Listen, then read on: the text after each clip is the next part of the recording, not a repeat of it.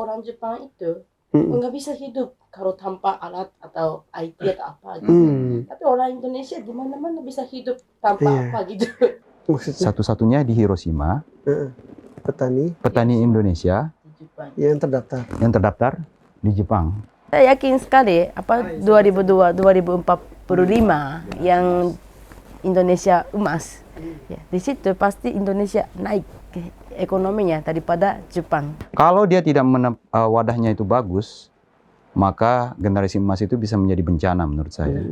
Waktu itu saya tidak begitu tertarik tentang Islam karena tidak boleh minum alkohol. Padahal saya dulu ya karena orang Jepang biasa begitu kan. Apa yang dibilang dari Al-Quran itu benar sebenarnya, benar sekali.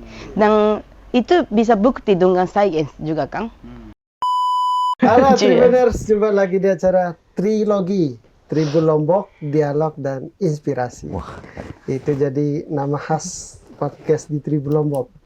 Tribuners, sekarang saya kedatangan tamu super istimewa lah saya bilang. Karena datangnya dari negeri nan jauh di sana, negeri Sakura Jepang. Ini salah satu negara yang saya suka. Karena ada idola saya itu Samurai X, Kenshin. Kenshin ya. Kalau nggak salah itu ya namanya.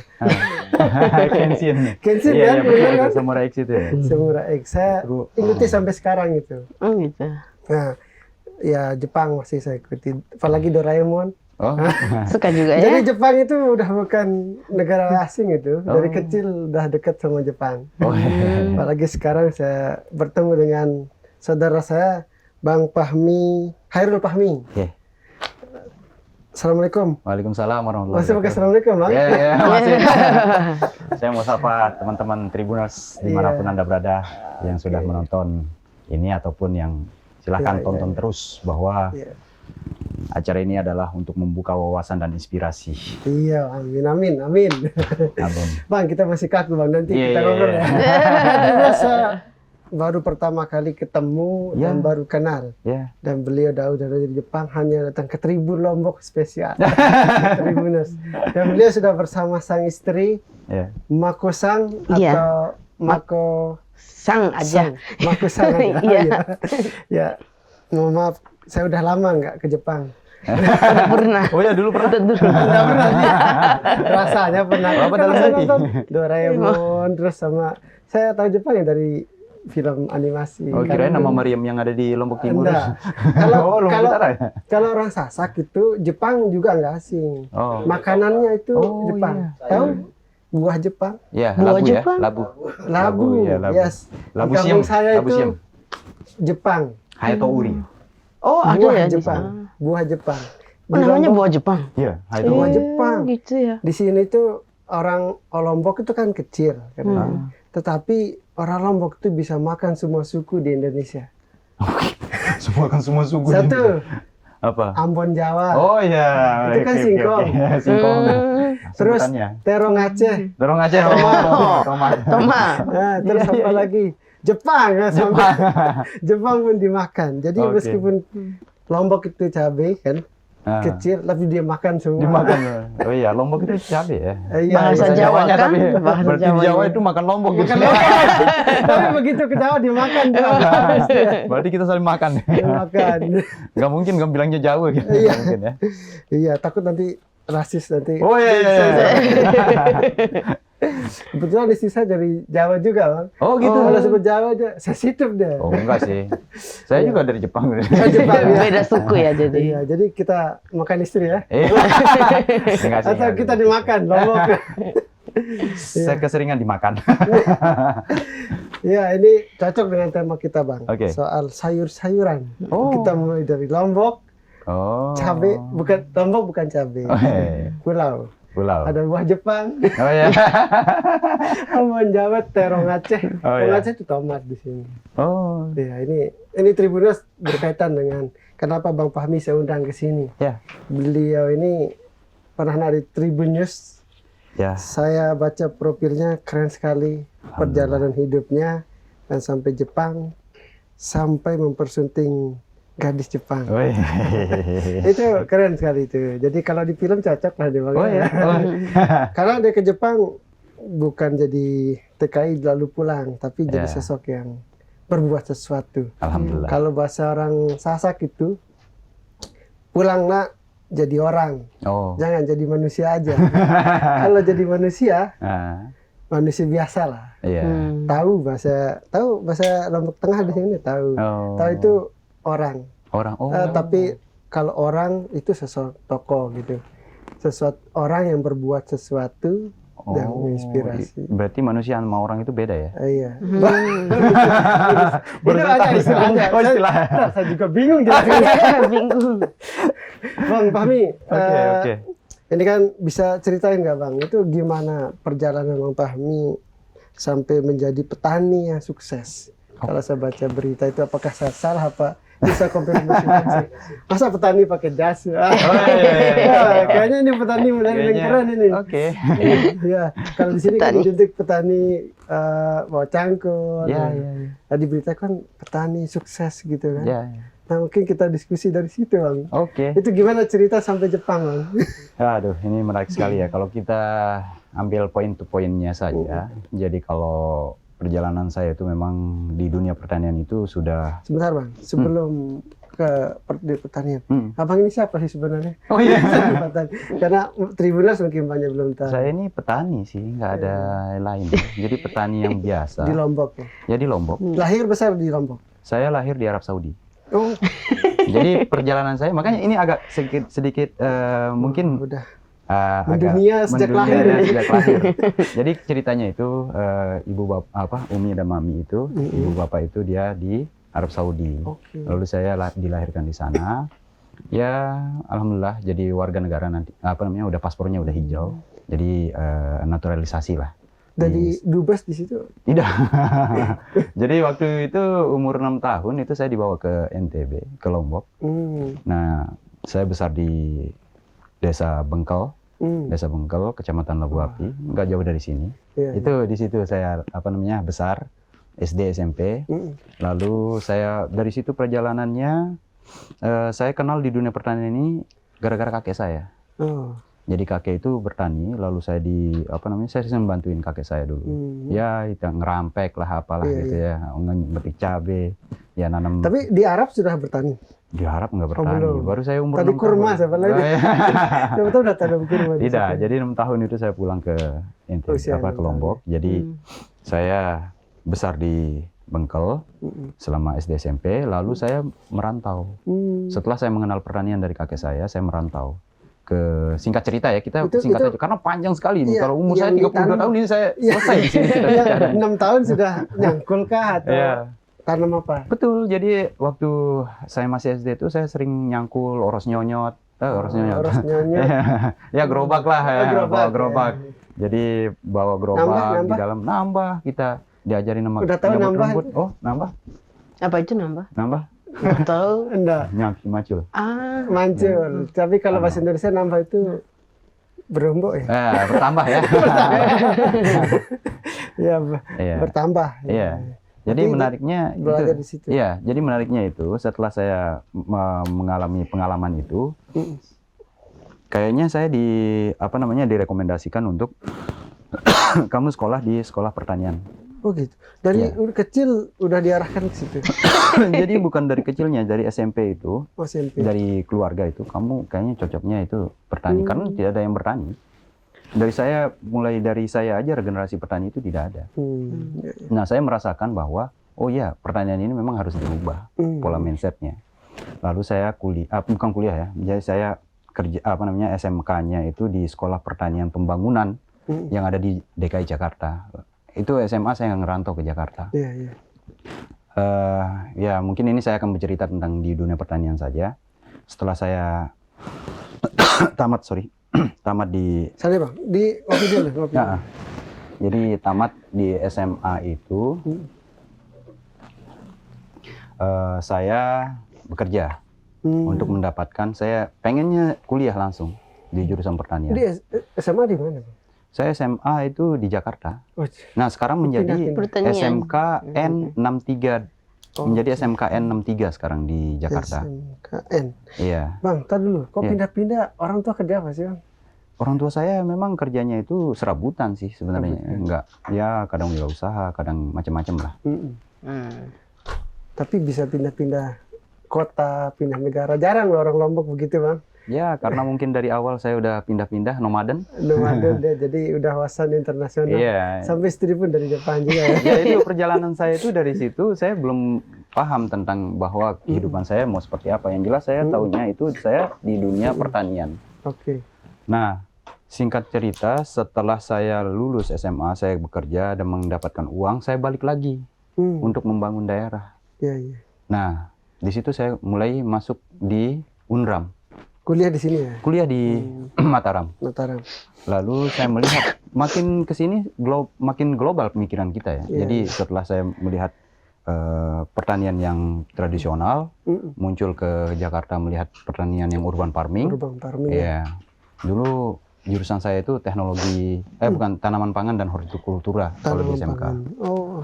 Nah itu saya pelajari. Alhamdulillah berkat-berkat guru-guru saya yang membimbing saya, jadi akhirnya itu yang membuat saya semakin kuat untuk melihat itu. Nah, saya di UNRAM juga ngambil Fakultas Pertanian. UNRAM ya? Iya. Kok saya ini nggak bisa lepas dari dunia pertanian? Kenapa? Saya juga heran. Padahal tidak pernah direncanakan. Tidak direncanakan, qadarullah mengalir begitu saja. Dan memang betul apa yang saya mau niatkan itu, itu ya. Saya meniatkan itu memang ya udah kita mau merubah pertanian ini gitu. Iya. Nah, kenapa petani muda itu sedikit? Karena dari awal untuk merubah itu tidak ada. Iya. Itu tahun berapa kuliahnya? Saya kuliah tahun 2011. Agak terlambat soalnya saya masuk. Selesai? Saya selesai SMA itu 2007. Oke. Jadi range-nya itu Berarti panjang sekali. duluan saya 2005. 2005? 2005 selesai SMA. Apa itu SMA? Tapi keluarnya sama. Oh iya. Iya ya. Saya kuliah 2005. Tapi ketahuan jadinya. Jadi 2011 baru selesai. 2011 baru selesai. Jadi ilmunya bertapa di kampus. Ya seharusnya saya sudah selesai di umur-umur segitu ya. Udah. Enggak sampai tulus dengan cum laude. Menarik. Menarik juga. Iya. Jadi akhirnya saya berpikir di situ untuk bagaimana melihat di kampus itu kolega kita berbicara tentang panjang lebar lah tentang pertanian. Nah, di situ saya berpikir bahwa pertanian ini memang harus berkelanjutan. Oke. Nah, di situ saya sampai semester 5, mau berangkat ke semester 6, saya dapat panggilan tuh dari paman saya. Iya. Awalnya saya tolak tuh. Orang biasanya dapat panggilan dari Jepang itu langsung disambut dengan begitu semangat ya. Iya. Kalau saya tolak. Saya mau selesaikan dulu kuliah saya. Kuliah. Setelah saya tolak, kembali lagi. Ditawarin lagi. Ini apa namanya kesempatan terakhir nih dia mau berangkat ke Jepang gitu. Nah, dari situ tuh saya galau. Betul-betul galau. Saya tanyakan ke ibu, pinter paman saya memang lewat ibu dia ininya. Iya. Udah kamu pergi aja, iya. Itu magang kerja atau Magang. Praktik magang kerja. Oke. Nah, jadi dulu nggak ada MBKM dulu statusnya. Saya galau. Sebenarnya saya pengen luluskan kuliah saya. Selesai kuliah ya? Iya. Lalu singkat cerita, saya itu masuklah ke program magang ini dan berangkat ke Jepang selama 3 tahun. 3 tahun? Iya. Nah, menariknya lagi setelah saya sampai Jepang ini, saya bingung. Jepang mana gitu? Jepang kan luas dari Okinawa sampai Hokkaido. Tahu-taunya saya di pulau paling kecil tuh di Jepang. Pulau apa? Okinawa. Okinawa ya? Iya. Itu posisinya gimana? Coba gambarkan saya. Wah, jadi Okinawa itu paling selatannya Okinawa ya. Mungkin bisa digambarkan sama Mako ya. Nggak bisa, paling selatan memang pulau yang kecil. Itu semacam pulau udah maju atau bagaimana? Kalau dilihat di peta Jepang itu, mungkin nggak kelihatan ininya pulaunya. Kayak Gili lah ya? Iya, kayak Gili. Nah, tapi besar memang pulaunya dan berdekatan dengan Taiwan, negara Taiwan. Memang indah pulaunya, bagus. Saya nyaman di situ. Itu penemuan dari magangnya. Iya. Itu daerah pertanian. Pertanian. Pertanian dibilang pertanian ya lebih ke wisata sih. Ya. Wisata seperti Iya. Lombok. Nah, saya mendapatkan program magang ini dari program magang yang ditawarkan oleh pemerintah Jepang waktu itu ya, Mak. Ya. Nah, jadi saya dapat subsidi. Jadi biaya pemberangkatannya itu murah. Bukan murah sih, hampir nol gitu. Nol, Iya. Wah, dari sana berarti terus kerja di situ ya? Iya, karena saya dari nol sampai magang itu sampai saya masuk ke dunia kampus itu semua linear. Pertanian. Dari kecil, usia 6 tahun, lah ya, SD, SMP. SMP, terus SMA-nya di pertanian, masuk kuliah juga pertanian, terus saya bekerja pun menjadi tenaga teknis pertanian. Nah, sepulang saya dari sana, ya mungkin itu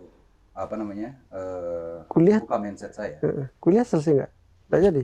Nah, itu nanggung itu. Karena program MBKB itu makanya saya itu berkat dosen saya sih. Iya. Yang membuat saya jadi merasa tertantang. Oh gitu. Udah pergi aja sana deh. Iya. nanti kamu akan balik lagi bisa sambung lagi gitu. Oh gitu. Oh, nggak dicegat saya. Masih dianjurkan ya? Iya, seharusnya kan kita. Karena memang pengalaman itu ya. Iya. Jadi akhirnya dosen saya melihat ya udah saya cuti. Iya, waktu itu saya cuti 1 tahun. Karena 3 tahun nggak boleh pulang soalnya. Oh iya. Ya saya ajukan cuti 1 tahun. Ya nantilah kita berpikir mau bagaimana statusnya gitu. Iya. Sampai saat ini masih ngantri. Tapi udah sarjana jadi. Ya masih sekarang saya lagi kuliah di Fakultas Perpeternakan. S2 di UNB. S1. Jadi pembelajaran jarak jauh lewat Zoom. Tapi pengalaman sudah S2. Ya kan? Tinggal tulis saja. Tinggal tulis ya, siap. Tapi sekarang menetap di sekarang saya menetap di Jepang. Oh. Tepatnya di daerah Hiroshima. Nah, singkat cerita saya pulang magang, lalu saya bekerja di pertanian dan balik lagi di tahun 2020. Jadi itu ada namanya specific skill worker. Jadi kita magang di situ. Karena saya balik lagi sebagai tenaga teknis. Ketemu lah masih. Oh gitu. Nah, awalnya saya pertama ketemu magang. Sekali aja itu. Di Jepang. Di Okinawa. Okinawa itu. Yang kecil itu, yang indah itu. Sekali perlepasan. Iya, waktu itu kan saya mau pulang ke Indonesia tahun 2017 ya. 17. Saya juga baru balik dari Indonesia. Baru ke Okinawa. Langsung ketemu, langsung nikah gitu? Enggak. Kita cuma tukar kontak aja sih. Oh gitu, tukar kontak ya. Jadi memang betul. Jadi kita magang. Lalu di situ saya ketemu sekali. Terus saya pulang 2 tahun cari jodoh. Tadinya mau nikah sama orang Indonesia. Oh gitu. Selama 2 tahun tuh nyari-nyari kemana-mana. Nah, setelah itu saya udahlah balik lagi ke Jepang kayaknya. Ke Jepang. Enggak ketemu di sini, enggak ketemu. Hah? Enggak ketemu. Apa itu? Jodoh. Ya, enggak sevisi misi dengan apa yang saya mau jalankan. Gitu. Nah, tapi sudah pacaran? Belum. Kita cuma ketemu aja dan gitu. Enggak ada rasa apa. Enggak ada rasa apa. Enggak ada rasa apa-apa ini. Gimana ceritanya, Bang? Kok bisa nikah sama gadis Jepang? Jangan cewek, gadis Jepang. Ya, jadi kalau tadi disasak nggak berhasil, nggak? Oh ya. Nggak berhasil atau nggak jodoh? Ya memang nggak ada yang selinier. Tapi ada. Ada. Kan? Ada, saya dijodohin malah. Dijodohin. Tapi saya kok nggak seret gitu. Nggak seret gitu. Kan biasanya zaman dulu kan dijodohin terus. Karena sudah ketemu sama Makosang. Ya, enggak juga. Bukan visi misi saya. Tidak ada rasa. Tidak. Ini menarik. Tidak ada rasa. Saya tidak mau menikah sama orang Jepang. Saya juga tidak mau nikah sama orang Indonesia. Kenapa ini nggak mau ini? Terus kenapa bisa nikah ini? Itulah yang magnet yang bertolakan itu. Minus ketemu minus, plus ketemu plus. Min kali min. Loncat katanya ada kali. Jadi ketemu lah ya. Min kali min plus. Artinya menariknya adalah ketika kita memiliki kemampuan atau skill yang tertentu. Jadi itu yang membuat ada nilai tambah, ya enggak? Betul. Iya. Kita dulu kenapa nggak mau sama orang Jepang? Oh iya. Awalnya, kenapa? Ya memang saya akan mau pulang dan tidak ada kesempatan lagi untuk balik lagi ke Jepang. Jadi 2017 itu kalau sudah orang magang ke Jepang 3 tahun, itu kesempatan untuk balik lagi ke sana nggak ada. Kecuali dia mau belajar Nihongo Gakko namanya, atau enggak mau kuliah gitu. Oke. Ya, itu ada 2 itu aja. Gitu. Kalau mau kerja ya mungkin harus ada S1. Iya. Karena untuk apply engineering ya. Iya, iya. Nah, setelah kalau 3 persyaratan ini tidak ada, saya tidak punya persyaratan itu masalahnya. Iya, iya. Belum wisuda. Iya, belum sudah menanggung. Nah, itu yang membuat saya berpikir bahwa oke lah, saya akan mengabdikan diri di Indonesia. Dengan posisi saya sudah pulang magang dan mendapatkan ilmu. Ilmu cukup lah ya. Ilmunya itu hanya sekedar memproduksi saja, tidak untuk menjual. Itu produksi Sayur. menanam Sayur. sayur. Apa segala hanya mempelajari tentang produksi saja, Iya. tentang teknologi bagaimana cara memproduksi. Nah, saya berpikir, ketika saya produksi banyak, nggak bisa diserap pasar, itu yang selesai saya. Gitu ya juga Ya, sih. jadi saya berpikir bagaimana cara saya menjual gitu. Nah, menjual yang menarik. Nah, saya wah ini harus balik nih. Harus balik ke Jepang. Jepang lagi. Gitu. Mbak Makosang udah menunggu ya. Ya nggak belum menunggu, nggak tahu saya juga. Ya, akhirnya Panggilan alam. sebetulnya ada satu lagi, namanya Sanggo. Jadi magang kedua. Itu di approve-nya itu tahun 2018. Persyaratan saya tidak ada di situ. Sanggo istilahnya. Sanggo namanya. Itu magang kedua. Nah, kalau dia udah lulus tes itu, baru dia bisa melanjutin ke Sanggo itu. Ataupun dia ke Tokute Katsudo. Kalau seandainya perusahaannya mau menerima saya lagi. Sayangnya tidak. Iya. Nah, perjalanan itu yang membuat saya, udahlah saya tinggalkan Jepang. Saya mau di sini saja. Di sini. Setelah saya di sini tektoka mencari, saya dulu lama di Sukabumi. Oh, di Indonesia ya? Di Indonesia. Indonesia. Saya jarang ada di Lombok. Kebanyakan saya mental-mental aja cari. Iya, harus begitu sih. Dan itu masih linear tentang di bidang pertanian. Pertanian. Iya, saya pelajarin tentang bioflok, tentang hidroponik, tentang aeroponik.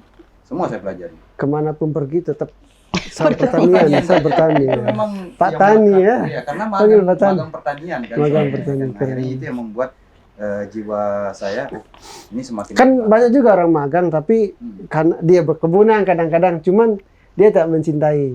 Dia hanya kerja dapat uang pulang selesai. Kan di kampung juga banyak saya tuh TKI. Tapi jarang sih ke Jepang, di ke Malaysia, di ke perkebunan. Tapi dapat uang pulang, ilmunya nggak Nah, diterapkan. itulah yang namanya siklus ketapang itu. Yes. Jadi dia muter di situ itu aja tuh. Iya situ. Jadi itu yang membuat saya berpikir bahwa siklus ini harus lepas gitu. Iya. Nah, itu selinier dengan istri. Tapi kita balik lagi pembicaraan kita bahwa itu saya lepas dari magang itu, saya balik lagi ke Indonesia berharap untuk menikah dengan orang Indonesia. Ya mau orang Lombok, mau orang mana, yang jelas saya mau pulang, mau nikah. Menikah. Itu aja. Udah usia udah. Sudah usia. Udah usia. 28 atau 27 atau 28. Oh ya lumayan itu masih. Saya 25 sudah gas. Ya, di situ saya berpikir, balik lagi saya itu umurnya 31 atau 32. 32. 32. 32. Beban bagi orang Indonesia kan 32. Belum menikah nih. Belum nikah. Kalau orang Balik ke luar Jepang. kan. Nah, memang ada musibah di situ. Di tahun 2020, bukan musibah ini ya, sorry. Musibahnya itu COVID. Jadi 2019 itu diketok namanya specific skill worker. Nah, itu ada kesempatan untuk saya balik lagi ke sana. Oke. Nah, saya bilang sama bos saya dulu, "Bos, saya mau balik." Oke, bagaimana caranya? Dia bingung ya kan? Karena kondisi di Indonesia nggak menguntungkan. Iya, menguntungkan. Bahwa saya pengen belajar lagi untuk pemasaran. Oke, marketing. Bahwa pertanian ini memang harus ada pemasaran. Di Sukabumi nanam juga ya? Benar, ini saya nanam. Banyak, berhasil. Iya, saya waktu itu mengelola lahan sekitar 200 hektar di Sukabumi, lahan jagung. Itu punya perusahaan ya? Ya, tapi pemasarannya yang kurang ya? Ya, pemasaran yang kurang. Hanya balik ke Jepang. Ya itulah saya dikasih kesempatan itu untuk mengelola itu. Tapi ya memang ya harapannya tidak sesuai dengan dilema yang ada, yang terjadi lah. Iya, betul. Dan waktu itu impornya kencang, waktu itu tahun itu.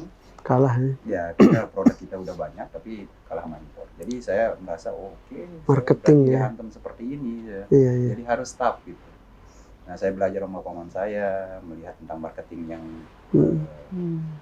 langsung B2B, yang langsung B2C gitu. Ini agak kurang menurut saya, memang harus di-upgrade. Iya. Ya, pemikiran kita harus memang belajar. Nah, itu yang mendorong saya untuk balik lagi ke Jepang yang kedua. Nah, setelah saya balik ke Jepang dengan visa itu, namanya TG, namanya Toku Tegino. SSW ya. Toko Toku Tegino namanya. Toku Tegino. Toko Toge. Toge aja, toge aja. TG apa itu? Namanya TG. TG. Apa itu? Toge. Toku Tegino. SSW. Toku Tegino. Alias SSW. SSW itu Specific Skill Worker.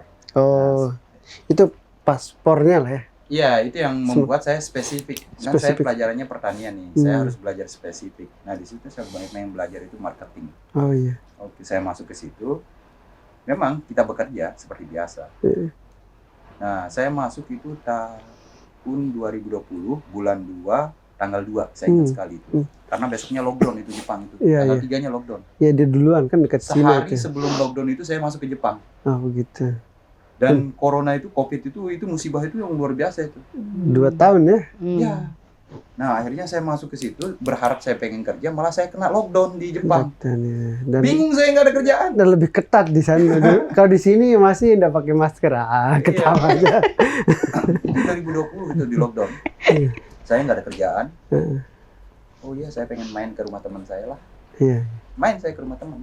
Temen siapa? Ya, teman saya yang sering saya ajak di waktu di Okinawa itu. Masih boleh berpergian? Waktu itu masih boleh Masih. berpergian. Dan saya bawa bisa nyetir waktu itu. Jadi saya bawa mobil ke rumah teman saya, pengen silaturahmi. Saya bawa tuh. Saya biasa kalau untuk mahasiswa itu saya sering bawain sayur, hasil sayur kebun di Beli. Jepang. Itu kebun-kebun apa hasil sayur bos saya lah Iya. gitu ya. Itu tanam sayur apa sih di sana? Itu dulu saya nanamnya itu bukan sayur, tapi saya kebanyakan bunga. Oh, bunga. Bunga buat pemakaman, bunga krisan. Hmm. Nah, ada banyak teman bos ini yang nanam sayur kayak letas, macam-macam itu yang kelasnya yang tidak bisa dijual di pasaran. Padahal masih bisa dikonsumsi. Nah, itu yang saya bawa, saya bagiin ke teman-teman mahasiswa. Iya, iya. Yang orang Indonesia ya. Yang orang Orang Indonesia yang ada Indonesia. di Jepang. Ya, saya bagiin ke teman PPI, Persatuan Pelajar Indonesia yang ada iya, di Okinawa. Gitu. Oke. Ya, saya senang berinteraksi aja. Nah, setelah itu saya tumben banget dia udah menjadi asisten dosen waktu itu. Iya, iya. Mas Handung. Nah, dia udah jadi. Dia itu siapa? Makosang. Dia kenal Iya. Mas Handung itu juga. Oh gitu. Nah, istrinya Mas Handung. Oh ketemu di situ ceritanya. Iya, saya Ketemu kenal lagi. Mas Handung itu gara-gara saya sering bawa sayur. Iya. Tukang sayur nih, Yor. Iya, ketemu yang kedua kalinya di situ. Oh gitu. Ya, kita ketemu di sana, gitu. Ketemu pertama kali memang di acara pertemuan tahunan orang Indonesia biasanya ngadain seperti itu. Namanya Daiko Ryukai namanya. Nah, pertemuan kedua ini baru saya ketemu di rumah teman saya itu. Oke. Nah, saya bawa sayur ke situ, tiba-tiba dia turun dari apartemennya. Cincin kayak di film itu, Saya kayak di nggak ada Lamba gitu. janjian.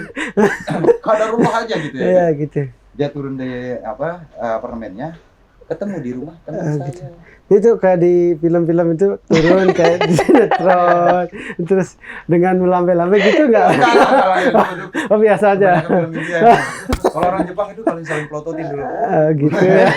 Gimana cara natapnya itu? Ya biasa sih. Biasa. Enggak maksudnya kok ini sayur gitu ya kan. Kita tukar begitu aja. Iya. Jadi kita tukar begitu saja sayur. Ya udah bye-bye, say hello aja. Hello. Ya. Terus Bukan waktu itu saya bantu nenek. Jangan mungkin dia main mata ya? Itu nenek tetangga.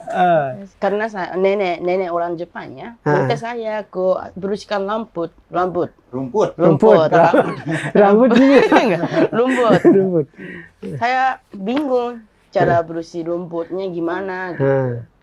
Nah, tiba-tiba saya ketemu sama Fami lagi di rumah teman saya. Wih, tukang ya rumput petani, sini. ya bisa ya gitu. Gitu. Saya ajak Fami, bisa itu kerja itu tukang rumput. Ya gitu. Jadi begini, istri saya itu ya dia berarti dia enggak tabrakan dulu ya, enggak tabrakan dulu gitu. Jadi di rumah teman saya itu dia kebingungan sebenarnya ya kan.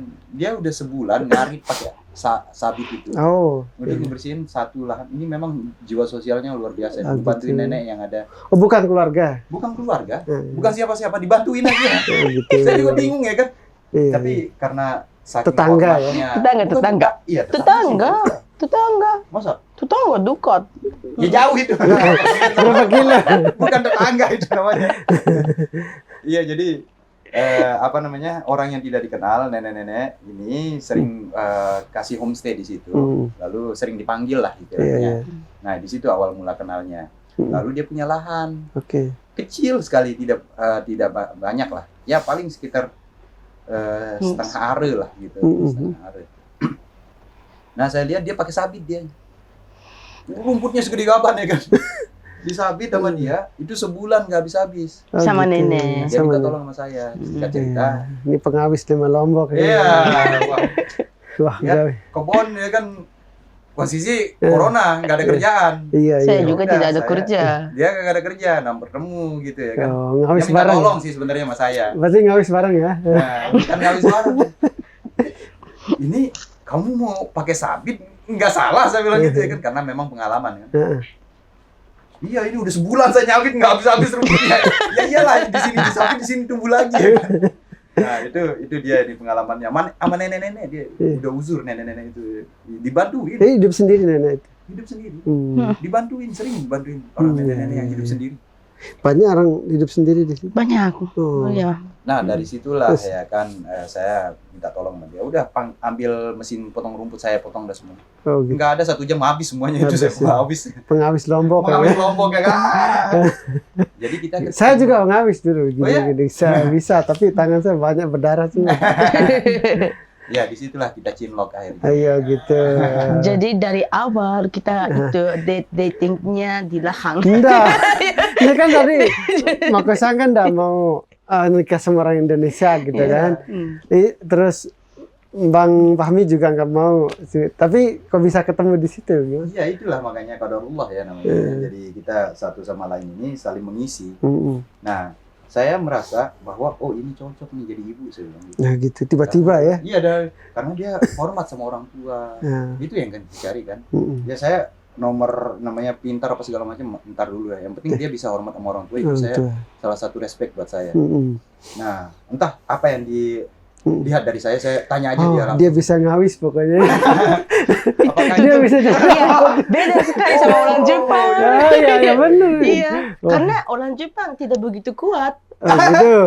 buat ngawis? Orang Jepang bingung kalau lihat lampu besar gitu kan. Nah, sekarang kalian bisa ngawis pergi ke Jepang.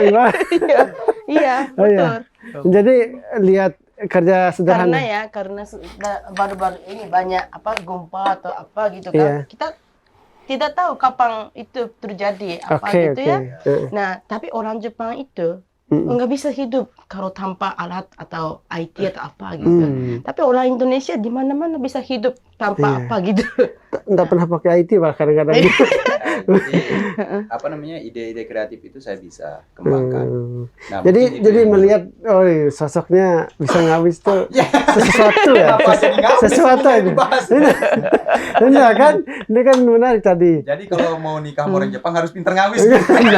Itu bukan Enggak, sih. bukan, itu hanya simbol, tapi ada sesuatu yang dilihat mungkin Mbak Makosang. Mungkin saya nanya ke Makosang dulu, Bang. Iya, silakan. Ya memang karena Iya, kan? saya merasa kalau sama Fahmi bisa hidup tanpa apa gitu. Di sana kan serba canggih ya. Canggih. Maksudnya teknologi, semua serba teknologi ya. Dan dia juga potong ayam juga bisa kan? Oh iya. Orang Jepang tidak mungkin Oh, bisa. iya. Sini rata-rata Bismillahirrahmanirrahim, Mas. Bisa Potong gitu semua. kan? Iya. Itu juga sih. Oh di Jepang nggak bisa. Orang Jepang rata-rata sudah tidak bisa. Generasi kita nggak mungkin ada orang yang Kenapa bisa. itu? Jadi gini, Kenapa? simpel ya. Iya. Kita itu udah biasa terhidup melarat lah, gitu. Betul. Biasa. Apa namanya waktu kecil. Nggak melarat tuh. Dididik sama alam. Dididik sama alam gitu Iya. istilahnya. Ya, anggap saja seperti itu. Ada apa namanya? Ada lolo nyur lah gitu ya. Iya, iya. Ini lolo nyur ini mau diapain ini kelapa ini gitu. Kalau orang Jepang ini harus dibuka pakai alat gitu ya. kan. Iya. Kalau kita bisa pakai gigi, kita bisa Iya, buka. iya. kan? Saya juga gitu dulu. Iya, kan? Pakai gigi. Kalau orang Kita bisa Jepang buka, ya, kan? kalau orang Jepang pikirnya kalau tidak ada alat itu tidak bisa. Tidak bisa. Tidak bisa Nah, apa-apa. kita nggak pakai alat, Bang. Iya. Paling batik dong, kadang. Nah, itu udah makanya kita itu sering ngakalin gitu masalahnya. Iya, karena ketidakadaan alat. Pokoknya apa aja kita akalin gitu. Itu apa namanya salah satu kreatif menurut saya. Berarti itu sesuatu bagi Mako-san. Sesuatu. Sesuatu yang maksudnya menarik. Memang saya tertariknya karena dia petani juga sih. Katanya ya. Iya. Waduh. Iya. Karena ya memang saya cita-cita saya dulu saya ketemu sama Fahmi, saya kerja di Filipina juga. Kerja NGO di Filipina. Di Filipina. Dan itu saya bantu ada proyek tentang agriekoturisme. Di situ saya ketemu dunia pertanian juga. Iya, seru ya. Di situ. Tapi sebelum ketemu waktu sekali ketemu sama Fahmi, saya tidak begitu suka pertaniannya, tidak begitu tahu. Iya. Tapi setelah ketemu dan kita pisah, dua-duanya itu bersemangat dunia pertanian. Oh, gitu. Dia semangat di pertanian di Sukabumi. Saya semangat pertanian di Filipina. Oh, di Filipina seperti di situ. Selama 3 tahun gitu 3 ya. tahun. Tapi masih kontak-kontakan ya? Kontak-kontakan. WA. Enggak juga. Waktu itu apa messenger kalau nggak salah ya. Tapi tidak begitu message. Iya. Berlalu begitu aja. Memang iya enggak kita udah satu sama lain tidak saling membutuhkan lah. Iya. Nah, jadi enggak ada rasa, enggak saling membutuhkan. Ini gimana sih bisa nih? Iya, jadi karena saya ketemu sama dunia pertanian, gitu kan di Filipina. Nah, cita-cita saya maunya pertanian jadi. Jadi awal mulanya itu ketemunya itu satu visi misi bahwa pertanian ini menarik.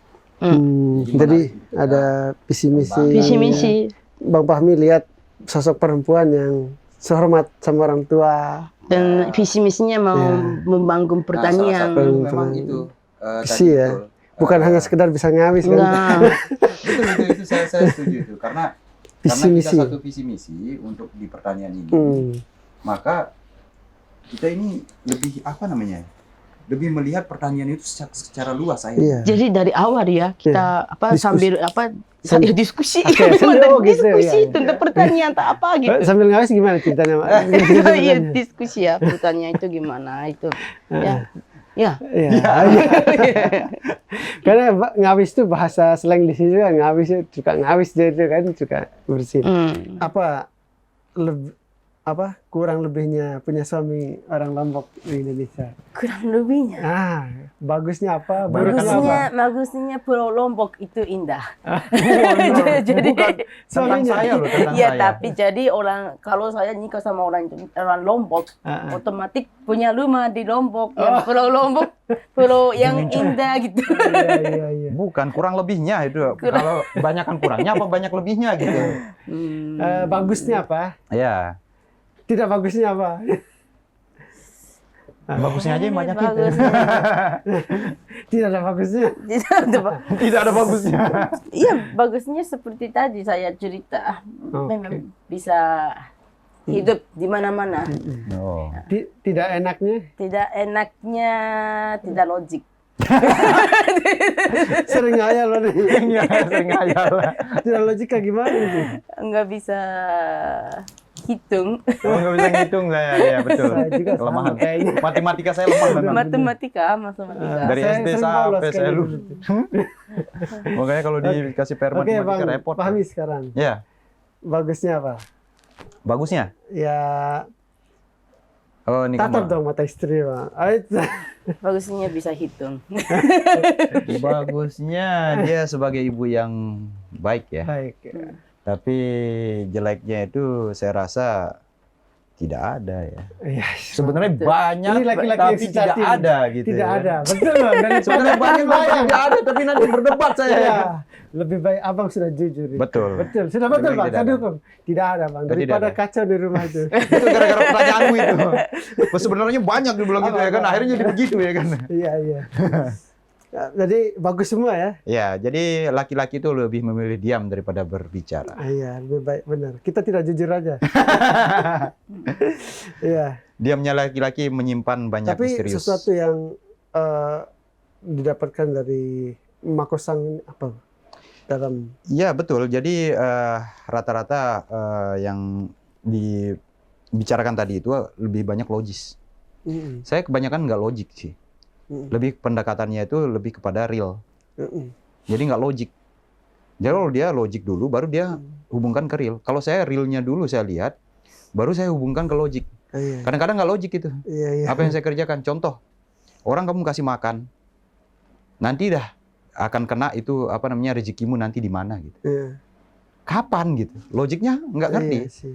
Kan rezeki, konsep rezeki itu saya konsep nggak. sedekah ya. Iya, konsep sodako itu saya mau jelaskan ke dia itu kok susah ya kan. Iya. Jadi secara real, ada orang mau makan, saya kasih makan. Iya.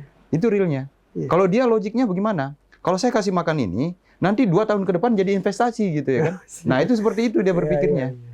Kalau saya tidak, saya kasih makan dulu, terserah mau jadi investasi kayak apa gitu.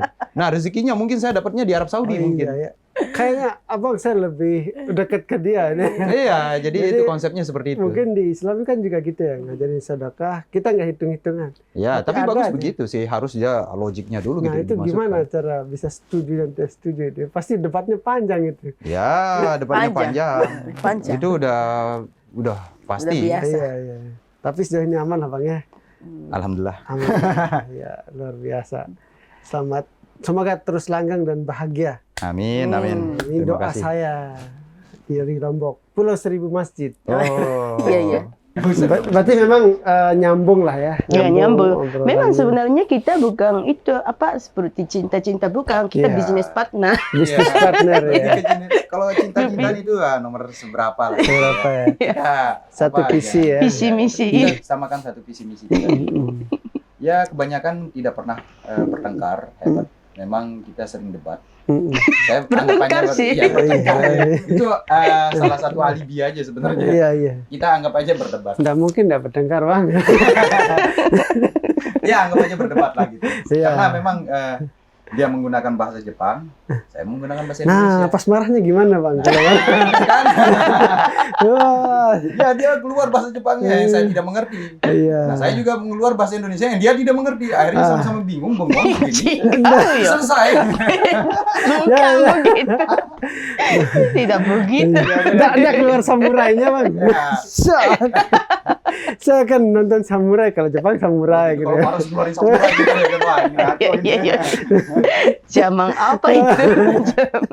Ya kalau saya kan Jawa, dia ngomong pakai bahasa Jawa, saya pakai bahasa Sasak, sama-sama nggak ngerti. Ya akhirnya saling pelotot. Saya bilang kan ya dia. Kamu ngapain sih ngomong kayak? Ya itulah problem solving lah ya menurut saya. Iya. Buat kita karena ada perbedaan itu kita menjadi satu. Tapi kan menarik, benang merahnya itu di pertanian kan, ya satu misi. Mungkin ya kalau temu terus bisa kerja tadi itu nggak cukup. Biasanya kalau satu visi misi. Nah itu akhirnya sampai menikah gimana? Satu tidak saling membutuhkan, tidak ada rasa. Bagaimana cerita langsung nikah? Ngelamar. Awalnya saya yang memberanikan diri karena saya udah tua kan. Gitu. Lalu saya akan berbicara tentang Sudah matang bang. udah matang Sudah lah. matang. Belum lah tua bang. Ya, orang-orang bilang gitu. Ya kita perlu penjajakan memang. Jadi tidak harus langsung menikah begitu saja. Jadi ada penjajakan dulu. Kebetulan istri itu dia mau menyelesaikan S2-nya. Oh. Ya saya itu masih magang waktu itu. Bukan Tukutegino. SSW. Jadi saya berani tembak dulu. Tembak lah istilahnya. Menikah gitu ya kan. Marah dengan Sasak lah ya. Ya. Berari teh. Tidak ada, ya itulah. Kan, udah jadi di situ ya. Ya Kan? gitu.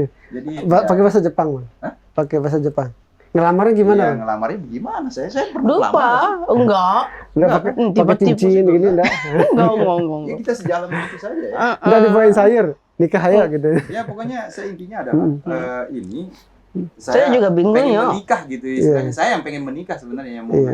Ya Ketemu lah ya. mungkin saya hipnotis mungkin dia tidak ingat ya. Mungkin pernah saya omongin tapi dia tidak ingat aja gitu. Dia juga tidak ingat. Kamu yang hipnotis aja nih. Sama-sama Dua-duanya jadi. Mungkin pernah saya mengucapkan itu. Saya merintah itu ya. Tapi kan udah Islam waktu itu Pak.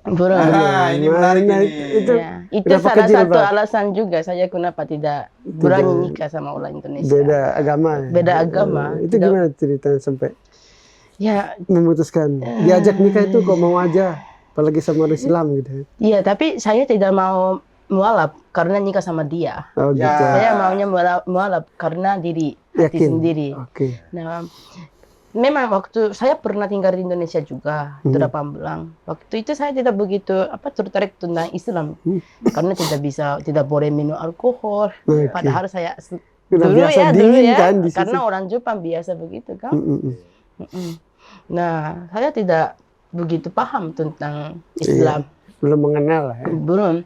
Nah, pas balik ke Okinawa yang Jepang, nah di situ aku tuh malah banyak orang Indonesia yang tinggal di Jepang. Di situ saya baru tertarik tentang Islam. Apa ya? Karena dulu Islam itu orang Indonesia Islam. Karena mereka tinggal di Indonesia gitu. Iya. Ya, Turunan budaya Indonesia Islam itu warisan seperti lah ya. Islam. Iya. Tapi ya begitu pulang ke Jepang dan ketemu sama orang Indonesia ya, masih mereka tetap orang Muslim, Islam gitu, masih rajin gitu. Kok kenapa di Jepang itu tidak ada Tuhan atau apa gitu, tidak dilihat. Kenapa masih itu lakukan seperti Islam atau apa gitu? Meski jauh dari negerinya tapi masih sholat. Masih sholat, masih rajin, tidak minum alkohol. Pikir Tuhan ada di Indonesia aja gitu. Dulu ya pikirnya ya. Iya. Ya tapi ya kok kenapa sampai begitu bisa rajin gitu. Dan begitu senyum dan baik dengan orang-orang sekitarnya. Nah di situ saya tertarik tentang Islam sedikit demi sedikit. Mulai tertarik sedikit. Iya sedikit, dan saya belajar sedikit demi sedikit. Dan ketemu sama Fahmi, dan mau nggak mau, ya harus mualaf gitu kan. Kalau mau nikah sama dia. Oh gitu, dia kasih syarat. Lebih seperti ini, dia itu belajar dari hatinya dulu. Iya. Dari awal perjalanan. Tapi abang nggak paksa kan? Enggak, saya tidak mau. Lebih senang itu saya cuma balik BPKB aja gitu. Balik nama aja itu BPKB-nya gitu. Padahal dia itu dari awal hatinya itu dia pengen mengenal. Karena saya lihat banyak case orang Jepang nikah sama orang Indonesia, cerai. Cerai ya, hanya sekedar apalagi orang Lombok doang. Selama 4 gitu ya. Tapi pacaran doang gitu. Dan nikah 2 tahun 3 tahun udah. Nah itu ya susah. Ya, itu mudah susah. Sekali cerai ya. Mudah sekali. Ya mudah-mudahan kita masih langgeng. Ya amin selamanya lah ya. Iya. Nah jadi saya sedikit belajar dan ketemu juga orang Jepang yang sudah mualaf. Mualaf. Terus? Ya terus yang ada juga membimbing saya gitu. untuk Islam itu apa. Oh ternyata Islam itu sangat bagus sekali menurut saya. Apa yang kenapa? Yang apa yang dibilang dari Al-Quran itu benar sebenarnya, benar sekali. Dan itu bisa bukti dengan sains juga kan. Kayak apa misalnya? Misalnya tentang haji. Tentang yang lebah. Toka tentang itu akajanができるまでの。Tentang embrio. Tentang anak. Oh iya. Tentang otakもあるでしょ。 Tentang otak. Tentang あれもあるでしょ。宇宙の話もあるでしょ。 Alam semesta. Alam semesta sama proses penciptaan. Zat. Seperti jadi desain mirip apa yang sudah dibahas tentang ribuan tahun. Sangat ilmiah kan? Iya, kok begitu itu dalam Islamnya gitu. Dalam. Kebetulan saya juga di Institut Agama Islam Negeri. Saya kuliahnya. Oh. Jadi dalam. Nah, kalau yang suka rasionalisasi yang tidak berdasarkan seremonial ibadah gitu. Mungkin kalau beberapa kali kita kaji nyambung sama teori-teori biologi, teori-teori benturan peradaban, bahkan tuh sampai di hadis itu kan umat itu akan pecah jadi 7 kalau nggak salah. Saya kurang ingat hadis. Salah ini Ustaz semua. Iya, jadi masih ingat lah kalau hadisnya saya nggak hafal lah. Tapi memang rasional kan? Iya. Bagaimana? Dan bukan Islam itu bukan untuk orang Indonesia saja, itu agama Islam itu untuk masyarakat manusia semua. Nah di situ dan sangat logik sekali. Nah sebenarnya ya saya dulu tinggal di Inggris juga. Ketemu sama orang orang Eropa, orang Eropa. Sering juga, sering juga saya ngomong sama teman-teman orang Jepang. Sebenarnya mereka sasar, hidup nyasar-nyasar. nyasar maksudnya? Ya, Kehidupan. melalang hitam gitu ya kan kemana-mana. Tersesat lah. Tersesat. Ada Tersesat. yang hippie tau, hippie.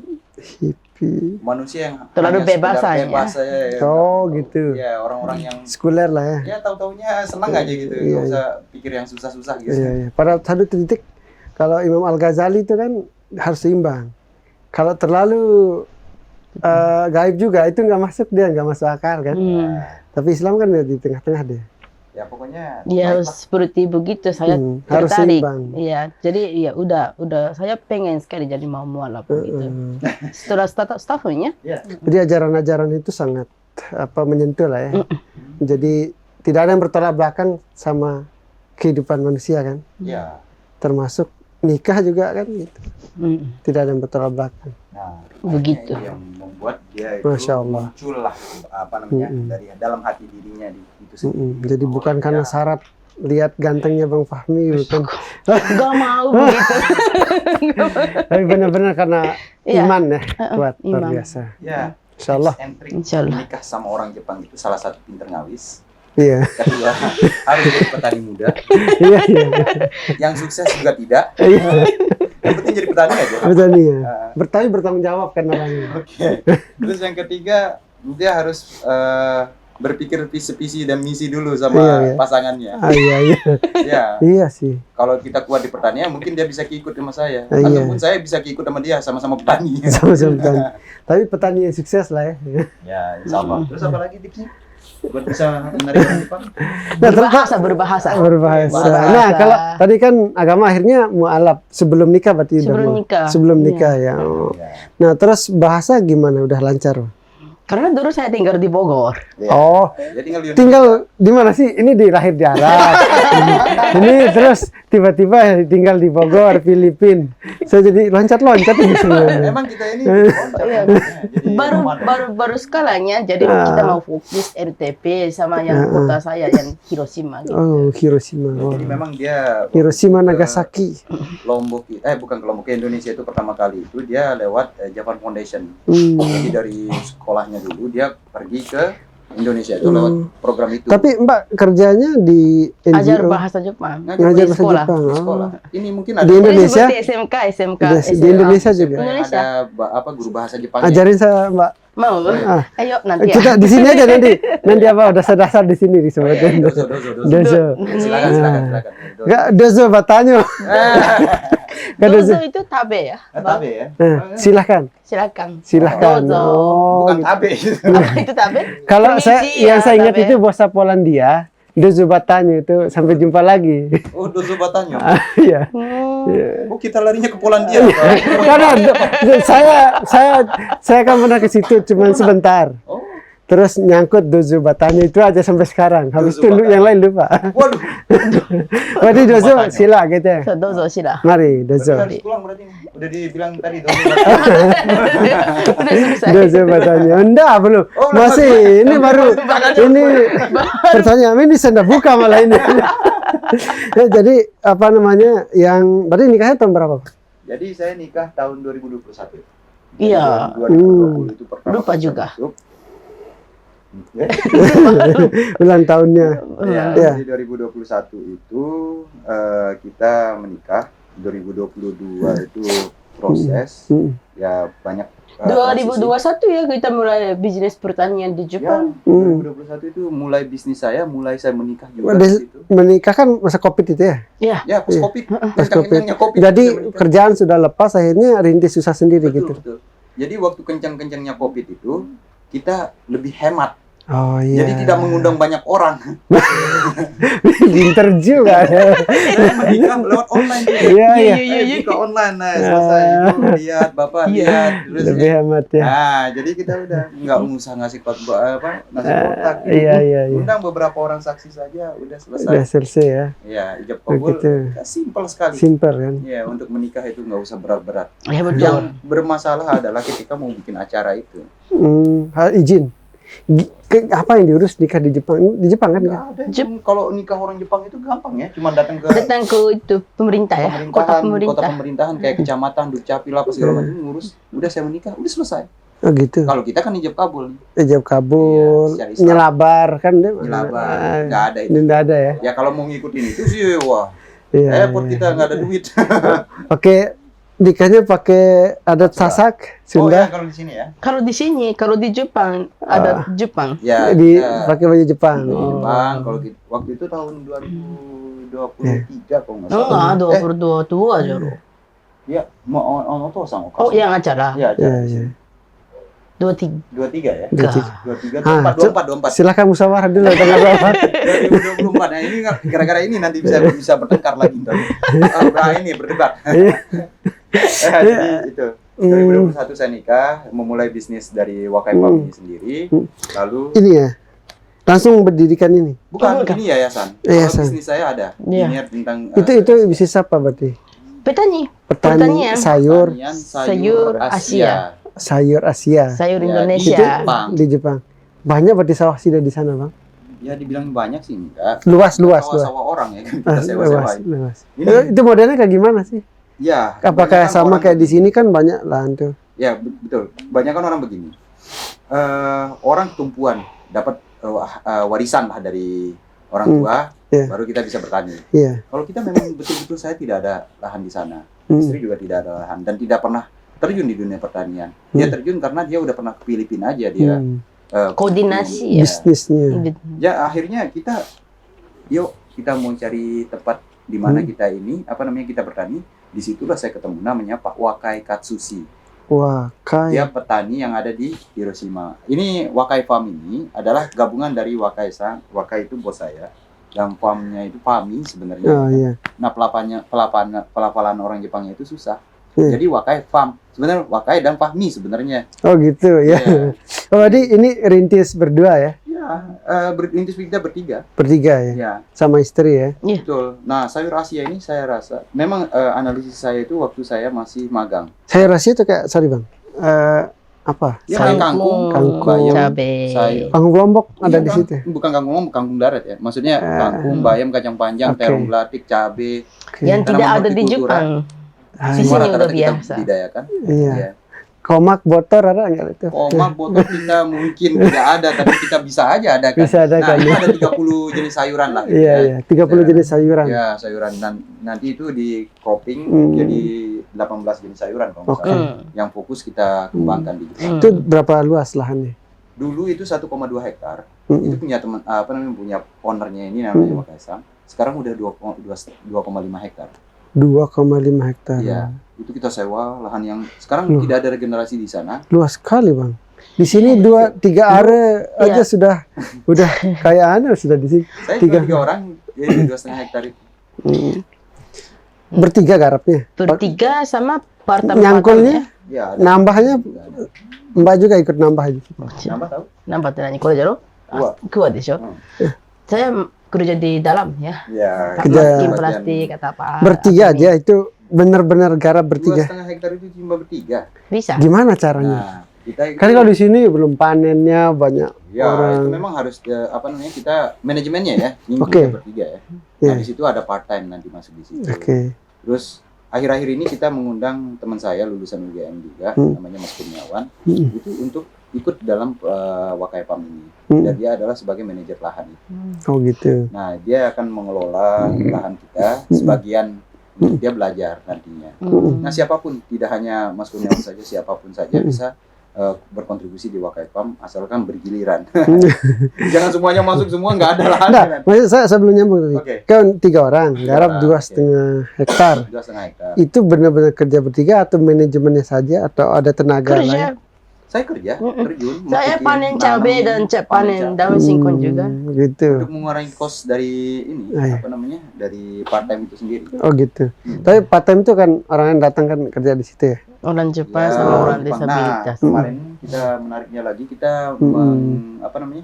bekerja sama ya Iya. dengan kantor Kolaborasi. pusat ini. Iya. Iya. Oh. Jadi kita orang-orang defable kita pekerjakan di kebun untuk melastikin sayur. Nah itu menarik. Iya. Apa bedanya bertani di Jepang sama di Indonesia? beda sekali ya Kan di sana dingin. Di sini kan Tantangannya lebih panas. banyak aja gitu. Apa di sana lebih mudah? Ya dibilang mudah sih enggak. Enggak. Bahwa tantangannya itu satu, teknologi yang tepat guna. Satu, dia teknologinya tapi tepat dipakainya. Oh gitu. Ya. Terus kedua, Kita banyak teknologi tapi nggak dipakai tuh Pak. betul dia tidak tepat guna masalahnya. Gitu. Tidak Nah. berguna. Iya, sekarang ada nih teknologinya. Tiba-tiba nggak ada airnya gimana? Iya. Dia udah pasang sprinkler, nggak bisa muter, dia dipos sama dia. Kayak kompos tadi itu kan. Iya. Ya, salah satunya itu. Tapi Terus ini tepat guna, itu satu. teknologi ya. Ya, Teknologi. jadi kalau di Jepang ya, mungkin di Indonesia mungkin bisa saja seperti itu nantinya. Mm-mm. Terus kedua, Nah itu mungkin orang nggak bisa ngawis di Jepang ya satu kekurangan power juga di Jepang. Iya. Tapi dia teknologinya udah Teknologi bisa canggih, charge. efektif lah ya. Efektif. Mm. Nah, di sini manusianya banyak. Ya mungkin bisa saja ya kan masih lowong gitu pakai tangan kan. Iya. Kalau di sana kan tinggal duduk aja satu orang lowong Ah, 40 iya sih. hektar gitu ya kan. Ya itu dia masalahnya. Di sini banyak temennya garap gitu kan. Lahannya sedikit. Kan butuh makan semua. Kalau nggak dipekerjakan dimarah tetangga. Nah, jadi itu yang membuat kita bertambah. Teknologi ya. Tapi tidak muluk-muluk tanah saya bertambah tidak. Jadi kita jauh itu dari 2021 kita riset sampai 2025 saat ini. Itu dilemanya tuh banyak banget. Nah, salah satunya adalah kita itu berpikir bahwa ini adalah poin bisnis. Nah, bagaimana kita menggunakan poin sosial dan pendidikan? Kan kita banyak itu dikunjungi dari banyak Iya. barat, selatan, utara, dari universitas gitu. Kalau ini digabungkan menjadi bisnis itu repot. Manajemennya nggak bagus. Oke. Nah, muncullah itu yang namanya Yayasan Wakai Farm Jepang. Iya, saat dikelola berpisah. Ya, terpisah dari core bisnisnya. Oke. Karena kita tidak mau fokus untuk bisnis saja. Kita Iya. mau kolaborasi dengan sosial sama bisnis. Oke. Jadi Social harus kolaborasi, bukan dia Social digabungkan. Sesuai juga dengan semangat Islam kan. Oh iya. Ada zakat, ada setiap harta kita persentasenya ada. Ya, mungkin bisa jadi seperti itu. Tapi intinya adalah core bisnisnya ini ya kita berjalan, core sosialnya kita berjalan, pendidikannya juga berjalan. Karena dunia pertanian ada banyak sekali masalahnya kan. Ya. Iya, pasti Seperti itu. yang di Jepang juga Hama. lagi kurang manusia juga. Oh, Ya, gitu. bukan hama tapi manusianya. Manusianya. Ayo kalau berangkat di Jepang. 1, 2, 3. Ini tenaga muda berangkat ke Jepang. Oh, berangkat. Nggak, berarti sorry bang, balik ke tadi itu saya penasaran bedanya cara bertani di sana. Mungkin nanti kasih saya video bang, biar saya punya gambaran. Karena di sini salah satu sektor pertanian adalah sektor strategis. Oke. Petani harusnya sejahtera, tapi kita tahu kan petani kebanyakan di sini yang selalu terdampak tidak sejahteranya, habis pakai dan sebagainya. Kemudian penggarapan lahannya masih kurang produktif. Beras masih impor nggak kita sekarang? Nggak tahu. Nggak tahu juga. lupa ingat juga. Ini saya baca. Tapi impor dari luar kan juga jadi isu. Padahal Iya. terutama saya waktu saya bikin liputan soal garam. Ini Indonesia luasnya lautannya, impor garam itu kan. Pernah itu. Sesekali judul tulisan itu, sesekali garam itu pernah rasanya manis. Bagi petani itu manis karena demand mahal. Tapi maksudnya apa sih yang membedakan cara ngelola pertanian di Jepang? Pola pikir juga beda ya. Oke, menarik. Nah gimana itu? Pola pikir kayak gimana, Mako-san? Jadi kalau di Jepang, karena kita di Jepang ada 4 musim dingin. Yes. Bukan musim dingin, 4 musim. 4 musim. Musim. Jadi kita harus tentukan kapan tanam sayur untuk musim panasnya. Oke. Dan kapan tanam untuk sayur dinginnya. Oh, Scheduling. oke. Kalau tidak di scheduling, kalau seperti di sini, bisa aja kan kapan-kapan tanam, bisa muncul apa-apa gitu. Dulu zaman Pak Presiden Soeharto tuh ada itu instruksi ya gitu kan. Ya, itu- Pola tanam Iya, memang. Tapi banyak perdebatan. Zonasi lah. zonasi. Tapi kalau di Jepang itu karena dia tough karena perubahan musim. Ada kebijakan pemerintah berpengaruh nggak di situ? Banyak. Banyak. kebijakan pemerintah Itu sangat support ya. Wah, support sekali ke petani. Banyak subsidi juga ya. Iya, tapi gini, menariknya adalah pola pikir yang tadi kita Iya. bahas ini adalah bahwa di situ terletak di situ ada moral, terus ada banyak sekali yang diisi di situ. Nah, karena kita subtropis 4 musim, bagaimana kita supaya bisa bertahan gitu di dalam 4 musim itu? Dari musim dingin, musim panas, musim Iya, iya. salju, musim gugur, musim semi. Itu 4 musim itu kita berpikir akhirnya secara manusiawi Setuju. supaya kita bisa bertahan, dan lalu kita membuat scheduling itu dari ini sampai ini sampai ini sampai ini. Nanti berubah menjadi produktivitas, lalu quality. Itu semua di scheduling. Melarinya kemana itu udah di udah dirancang khusus sistematik oleh pemerintah itu sendiri yang memfasilitasi. Nah, kalau di Indonesia, yang menurut pengalaman saya dari ya udah lihat panjang lah gitu, itu pertaniannya itu latah. Ya mungkin di Jepang juga bisa seperti itu. Latah itu Latah kayak gimana? orang nanam padi semua nanam padi. Orang nanam jagung semua nanam jagung. Ya. Orang nanam singkong semua nanam singkong. Ikut-ikutan ya. Iya. Nggak ada Monoculture pengaturan ya? yang jelas ya. Tidak beraturan. Monoculture. Nah, monoculture. Nah, supaya kita karena ada yang nerima masalahnya itu. Itu masalahnya. Jadi membuat kita nggak ada scheduling nih. Oke. Itu yang menarik. Itu yang tata kelolanya lah. Ya, Bahasa singkatnya tata sebenarnya masih kelola. banyak sih masalah-masalah yang lain yang perlu. Kalau kan tingkat kesuburan tanah mana lebih subur? Gini, saya tuh di desa di Fukuyama, daerah Fukuyama, desa Minoshima ini, tepatnya daerah Hiroshima. Itu tempat saya bertani itu adalah dia lahan reklamasi. Lahan reklamasi. Kalau orang berpikir lahan reklamasi ini, tanah urukan itu ditaruh di laut. Nah, menariknya ini tanah urukan ini, itu dia bisa diset menjadi lahan pertanian. Jadi kalau dicampur, subur, iya, terus dia berpasir tempat kita itu. Nah, akhirnya di situ dicek oleh asosiasi tanah lah, Jepang apalah, bahwa ini lokasi ini cocok diidentifikasi nanam sayur di sini. Akhirnya di situ dipasangkan brand di desa itu bahwa desa ini adalah penghasil sayur Jepang atau penghasil sayur bayam Jepang, sorry. Dan itu tidak boleh tanam yang lain gitu ya? Boleh ditanam karena dia ada interval waktu ya. Jadi tidak hanya terus kita nanam sayur Jepang. Kalau bisa sih boleh gitu ya. Tapi kalau dia tidak bisa ini, makanya kita ini sedang lagi kerja bersama koperasi ya. Iya, kita lagi membuat pola itu supaya petani itu bisa hidup itu masalahnya. Jadi diatur sedemikian rupa supaya menguntungkan, tidak sekedar tanam ya. Kita punya brand, punya ini segala macam, itulah kekuatannya. Dengan koperasi ya. Kalau dari segi rasa, gimana rasa sayur di Jepang sama di sini? Sayur Jepang lebih enak. Manis-manisnya. Kalau buah-buahan enak di sini. Oke. Buahnya. Iya, karena tidak ada buah banyak. Saya buah tropikal ya. Oh iya, buah tropikal ya. Nanas. Tidak ada di Jepang, Nanas? Nanas ada dia. Ada. Oke. Tapi tidak begitu banyak. Manggis tuh nggak ada. Manggis katanya dari Jepang nggak banyak, dari Lombok ini. Iya. Saya baru tahu. Dari yang kualitas bagus. Enggak, saya pernah nulis di daerah Lingsar itu. Jadi yang bagus-bagus dipilih, tapi bukan Lombok yang ngirim, tapi dari tetangga. Karena ekspor itu dari situ. Jadi tidak terkenal manggis Lomboknya. Manggis daerah mengirim kan, tapi manggis dari sini. Yang kualitas bagus saya suburkan di Lingsar itu. Ya sama seperti ini kebutuhan untuk bawang merah. Jadi bawang merah itu yang ada di Brebes itu, kalau dia dikirim ke Jepang itu tumbuh dia. Makanya dikirim ke negara tetangga dulu, Thailand, Vietnam. Nah, Vietnam ini yang ngirim ke Jepang. Jadi barang bawang merah itu yang terkenal adalah bawang merah Thailand, Vietnam dan Thailand. Strategi marketing kalau ya. Padahal itu yang dari Brebes itu.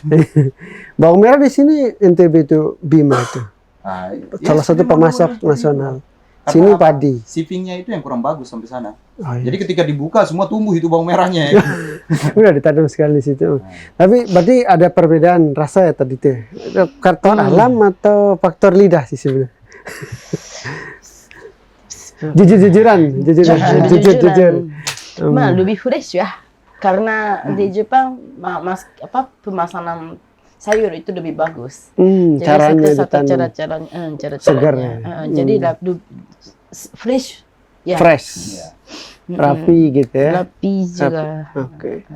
Dan sedikit manis ya kalau sayur di Jepang. Gitu Bang. Ya mungkin saya rasa kalau sayur di Indonesia kalau masak enak. Masak enak. Masak. Di sini Banyak ditambahin di sini dikit jarang. masalahnya. Kalau dimasak, memang saya di Kalau sini di- dimasak semua kayaknya. Kalau di Jepang Oh, masak. tidak masak Ih. ya. Ah, ada yang dimakan mentah. Ada sih beberapa itu aja, cuman Iya. kan di sini rata sayur kita pasti masak. Oh. Makanya saya sendiri nih agak aneh kalau makan apa istilahnya Yang mentah. kol yang mentah itu. Oh, kol mentah ya. Saya dari kecil nggak pernah makan yang mentah. Wah ini masih mentah, ini nggak bagus Jepang ya. kita cepat Disuruh makan mentah kol ya? Ah, Enak. gizinya ya. Bukan masalah gizi, mungkin ya kita Atau kebiasaan. jarang ada yang bisa Biasa. mengolah gitu. Hmm. Apa mungkin orang Jepang nggak bisa masak? Mungkin ya. Kan restoran Jepang sama banyak di sini sekarang gitu. Bahkan yang selalu Bisa FYP lah di masak, sini. tapi dia masaknya dengan cara kualitas yang terbaik. Ya. Jadi tahu lah nilai gizi. Hmm. Kalau kita gini, saya kasih Sida salmon. Ya. Sida mau masak apa mau makan mentah itu salmon? Nah, karena saya sudah tahu, tapi kalau yang dulu pasti saya masak dulu, goreng nggak? Ya. Tapi sekarang udah baca jadi ya makan mentah katanya. Karena ya di Indonesia banyak lumpa-lumpa juga kan. Ya, Apa? Rempah-rempah. Rempah-rempah. Ya. Jadi itu apa tradisi masakan Indonesia itu dengan lumpa-lumpa. Kalau tradisi masakan di Jepang itu bukan karena tidak ada lumpa-lumpa. Tidak, di sini dimasak dulu kan. Di sana langsung direbus ya. Karena nature-nya beda ya. Nature, ya sih. Ya, kalau dibilang untuk masalah sayur memang kita jomplang sekali ya. Tapi gimana sekarang usahanya bang, lancar di Jepang? Ya, alhamdulillah. Dari ini ada peningkatan lah. Peningkatan. Jadi peningkatannya itu dari mulai kita di tahun 2021 kita merintis sampai 2025 luar biasa. Karena pelanggan kita kebanyakan orang Indonesia. Yang tinggal di Nah, Jepang. menariknya ini adalah admin kita itu ada di Indonesia yang Admin. mencatat pesanan yang ada di Jepang. Oh iya, online berarti. Online. Kita kantornya di iCloud. Jadi kita Ah, tidak gitu. punya kantor yang khusus gitu. Iya, iya. Kita main kafe, mau input Ya, data, working pesanan space masuk. ya. Iya. Jadi tinggal print PO Sama. aja. Setiap minggu itu udah berapa puluh juta, berapa Iya, ratus iya. juta masuk. Iya, iya. Kalau kita mau scale up yang lebih Di besar. sana berarti masuk ke pasar-pasar tradisional atau pasar modern? Kita Fresh semua Mart. garap dari mulai B2B sama B2C. Hmm. B2B itu bisnis dari mulai Horeca Hmm. sama supermarket. Hmm. Kita juga garap B2C, direct service, seperti dia mau apa namanya Hmm. panen, direct harvest. Terus ada juga apa namanya dari online Hmm. yang pesan langsung ke kita. Ya, ya. Ya, jadi memang kita banyak untuk melakukan Banyak ya. dan luar biasa. B2B ini juga kita masukin ke dapur MBG, SPPG. Oh gitu. Di sana ada MBG juga namanya. Iya, enggak juga sih. Apa namanya? Ya namanya makanan Gakko Kyushoku Center. Apa? Gakko Kyushoku. Makan siang aja sih sebenarnya. Gakko Kyushoku. Gakuku. Gakko Kyushoku. Tadi dulu apa? Gakko. MBG kan? MBG. Apa namanya? Gakko Kyushoku. Gakyus. Gakko Q. Shoku. Sokok. Hai, oke. Apa? Ya itu sudah MBG. itu berarti ada juga di situ ya. Jadi salah satu bahan apa? Jadi Gakko Kyushoku itu ini apa namanya?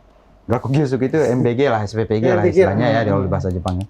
Itu yang menariknya adalah kita satu pintu lewat koperasi. Oke. Jadi petani ini mengirim lewat koperasi, lalu koperasi ini akan mengirim ke dapur SPPG. Seperti itu konsepnya. Nah, koperasi ini kita itu sebelum masuk ke koperasi kita itu adalah petani yang terdaftar di pemerintahan. Kita dapat subsidi dari pemerintah Jepang. Dan itu mungkin satu-satunya yang ada di Hiroshima, petani NTB yang terdaftar di Jepang. Maksudnya Satu-satunya di Hiroshima, petani Hiroshima. Indonesia Di Jepang. yang terdaftar. yang terdaftar di Jepang. Kok bisa? Yang lain tidak bisa. Ya mungkin karena ide Bisa. ide bisa aja sih Kalau sebenarnya. daftar dan Iya. lulus. Dan lulus itu. Oh. Gitu. Semua bisa daftar. Maksudnya terdaftar itu ketat berarti. Ketat. Iya, karena harus banyak Apa yang dinilai itu? Gitu? Ya karena kita harus bukti. Bukti ya. Bukti-bukti yang apa untung kita kenapa bisa sampai begini.